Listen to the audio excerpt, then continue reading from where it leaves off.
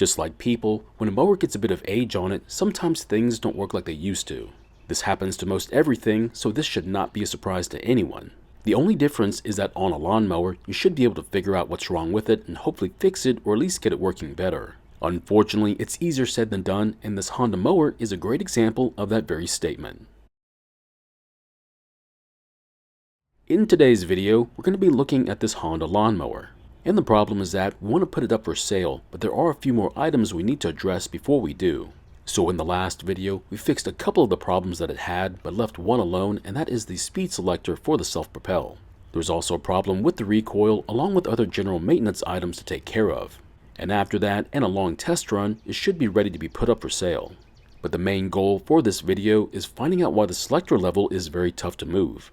Just to let you know, this repair is not going to be easy, and one reason why is that we plan on putting the mower on its back. And to keep from making a huge mess and causing more problems with the engine, we need to drain all the fluids from it. Of course, you're free to leave them in there if you want to, but when you see what we have to do, you might change your mind.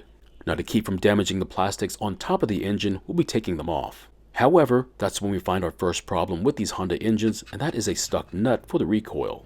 This doesn't happen all that often, but when it does, it can be a real pain to deal with. What happens is that the stud will come out of the engine instead of just the nut. But it just means we'll have to take off the fuel tank with the recoil still attached until we can loosen the nut. And to loosen it, we'll just use a wrench on the stud side to hold it while we use another wrench on the nut. And for those of you who might be curious as to why the nut was stuck to the stud, all you have to do is look at it to see why. We'll then put the stud back into the engine, and if you wanted to use a thread locker here, that's up to you. But for me, I'm choosing not to, and instead I'll deal with it when we put it back. Next up, we'll put the mower on its back, giving us full access to the belt and drive system. Now because we're filming this, we'll need to take the blade off for a better view, but whoever put these bolts on over-tightened them. It's not often that I have to use a 2x4 to take off the blade, and when I have to, it's out of desperation. Now these blades are in really good condition, although there is a good dent on the edge of the larger blade. It will be interesting when we have to sharpen and balance them later on. Next up, we'll be taking off the metal guard for the transmission. Now if your mowing deck is pretty dirty, you might have trouble finding all the bolts.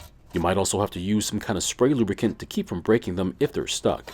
So here's the transmission, the belt, and the cables. We just need to find the one for the gear selector, which turns out to be this one here. To make rotating the engine just a bit easier, I'll take the spark plug out, not to mention tying down the brake handle. Unfortunately, I didn't bother with the spring for the belt, which meant there was still quite a bit of tension on it. Although with the belt off the pulley, that means taking the spring off was really easy to do. So for us to see what's going on, we'll need some slack on the cables to be able to spin it around for a good view. This would also be a great time to replace any broken cables, but luckily we won't need to. If you don't want to disconnect the controls from the handle, you could disconnect the handle from the mower instead. And with some slack on the cables, we're now able to spin the transmission into a better angle. I'm also going to take the wheel off only to make filming easier, but you don't have to. So this is the cable to activate the self-propel, and it's working just like it should be.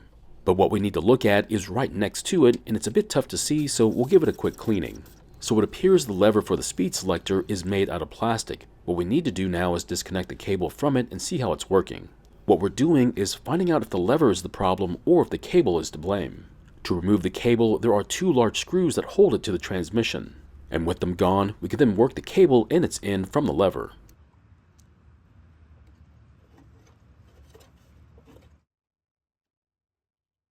And finally, with the cable disconnected, we can then try and move it, but that's when you realize that it's not easy to do. So if you look closer, that's when you're going to notice this detent that's meant to help hold each gear position. I think it might be stuck or have a problem in fighting the lever. We'll just take this metal plate off and take it out and see what's going on with it. And once out of the housing, that's when you'll see a spring-loaded nylon block with a round end on it. You can see that it's not dirty or full of grease, so why is the lever having so much trouble? The only thing that makes sense is that the lever itself is fighting back and the detent is not helping out. So to help give the lever an advantage, I'm going to cut down the spring by 2 coils, which is not ideal, but in this case it should work. Also, for those who might be asking, the speed lever and cable are working well for their age, so reducing the load on the detent should be enough. Now because we need to give the lever all the help it can get, I'm going to apply a generous amount of lube to it. Some of you are not going to agree with that, and that's okay. I just think it's going to need it to work well. Now we're never going to get it to work like new again, so we'll just do the best we can. And with that nylon block back into place, we're going to move the lever to make sure it's still working like it was before, but hopefully a whole lot easier this time. And with it working just a bit better, we'll then put the plate back on, followed by the cable, and then test it to make sure it's acceptable before we put everything back on. So what are the options when it comes to fixing a lever that's tough to move? Well, the most likely option would be to replace the cable with a brand new one. That way if there's any resistance in the old cable, a new cable will eliminate it. And once the screws are all tight, we can then try using the lever, and it's now working a whole lot better. It's not new, just better, which is all I was looking for. On a repair like this one, I think we have to be realistic with the results. Yes, I wish it was buttery smooth, but I'll take margarine any day. Now comes the tough part, and that's putting the spring and belt back on. This time, however, we'll put tension on the spring to make it easier. Now doing it this way allows us to not have to struggle as much when working the belt back on. But you still have to be very careful not to get your finger caught in the pulley. So if possible, I would recommend asking for help when needed, otherwise you're on your own.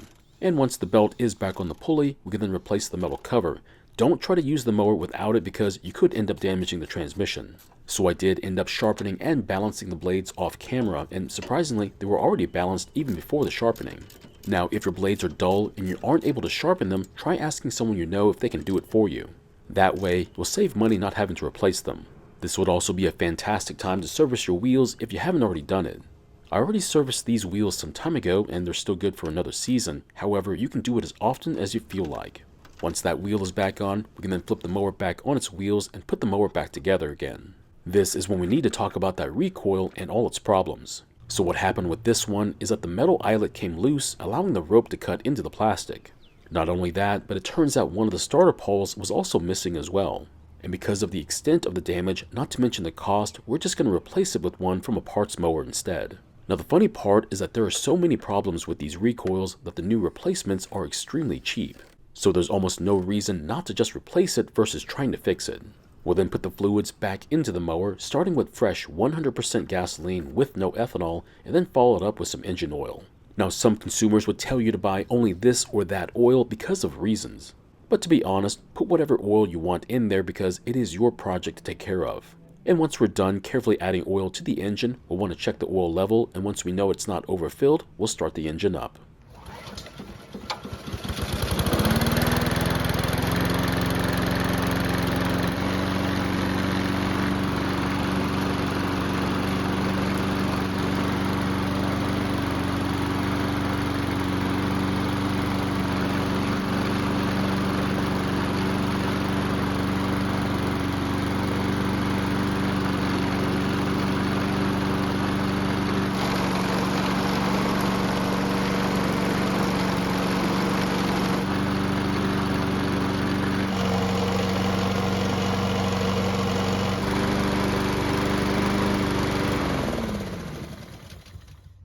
So it looks like the speed selector is working just like it should be. But if your drive wheels spin in the air but don't once the wheels are back on the ground, you might have to adjust the cable's anchor, which will put more tension on the drive belt. Now as for this drive system, it seems to be working well, but we'll get a better idea after using it on the lawn during a test mow. The reason why this might be happening is that we disconnected the cable from the handlebar. But to keep this from happening to you, try disconnecting the handlebar from the mower instead, but it is your choice to make. As for this mower, we'll just do our long test run, and if it passes, it should be ready to be put up for sale.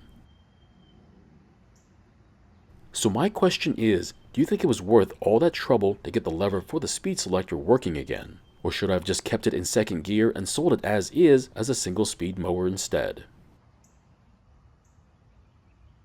Thank you for watching. I really do appreciate your time here. Please feel free to ask me any questions about this project or about your own projects, and I hope to see you in the next video.